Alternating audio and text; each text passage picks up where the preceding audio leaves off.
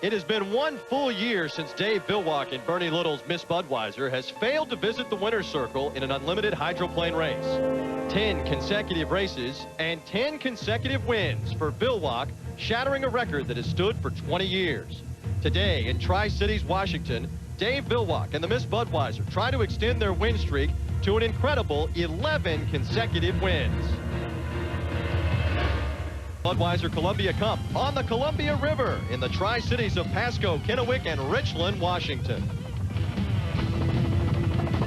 Hi, everybody. I'm TJ Reeves, and welcome to our 5th race of the season. Our analyst is Steve Montgomery, and Steve, we have now moved to the Pacific Northwest. We have indeed, TJ, closer to home for yours truly, and your tour of America's hydroplane racecourses has now brought you to the Freshwater Super Speedway here in the Tri-Cities. A 2.5-mile oval, the straightaways and the turns set up ideally for high speed, and that's what we saw in qualifying. Budweiser very fast. They are now on a 10-race win streak dating back to last year. They've won the first 4 races this year.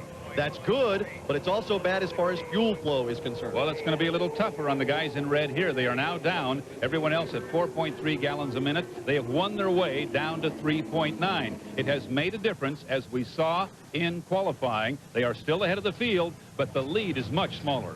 Okay, a boat that just seems to be snake bit, Steve, for lack of a better term, is the Freddy's Club, the U2, and before they ever got to the first heat, more trouble. Mark Tate in a testing session on Saturday morning, and right out here off the pit area, a very bad, very noisy vibration. We knew something was terribly wrong with the boat. They had broken one of the blades off the 3-bladed prop. It's really worse than losing the whole prop. The vibration so significant, it literally destroyed the back end of the boat. Jim Harvey immediately packed up the black boat. The Freddy's Club is back in the shop in Seattle as we speak, hoping to get ready for next week's Seafair. We can fix it in time for Seattle, but unfortunately, we're not going to be able to fix the Freddy's Club here for our fans and sponsors here in Tri-Cities. Okay, so they are not here. So the stiffest competitors, we got a boat that is back, the Zenetics, with Greg Hopp on board. They haven't been here for the last couple of races.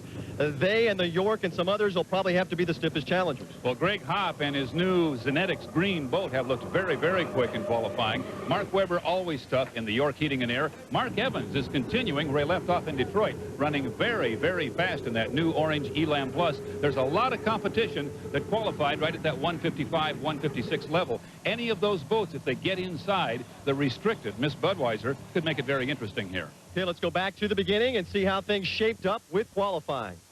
Even though the Budweiser qualified first, Steve Montgomery, 160 miles an hour, a little deceiving.